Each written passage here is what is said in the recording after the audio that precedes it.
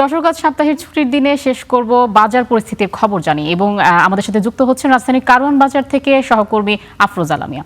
আফরোজা, আজ শুক্রবার, আজ ছুটির দিনে সেখানকার পরিস্থিতি কি দেখছেন? বাজার পরিস্থিতি জানাবেন।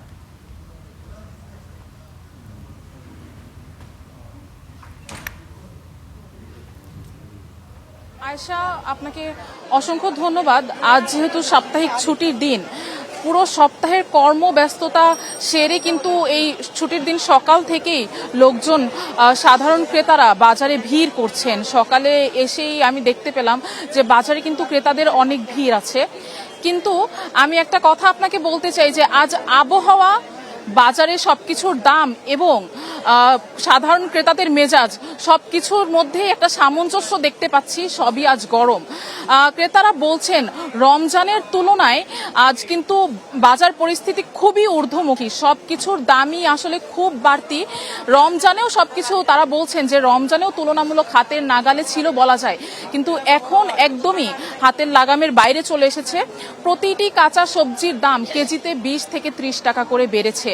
সেই সাথে হচ্ছে সোনালী মুরগির দাম তো খুবই চড়া দাম। সোনালী মুরগির দাম প্রতি কেজি বিক্রি হচ্ছে 440 থেকে 450 টাকা।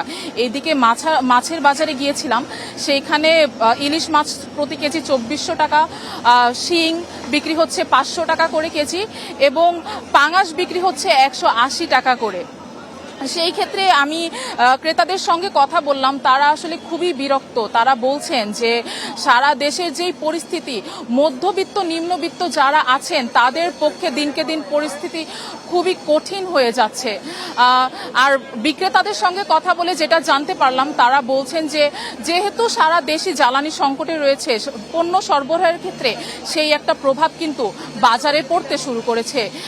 আয়েশা, এই ছিল রাজধানীর কারওয়ান বাজার থেকে নিত্যপণ্যের দাম নিয়ে আমার কাছে সবশেষ তথ্য।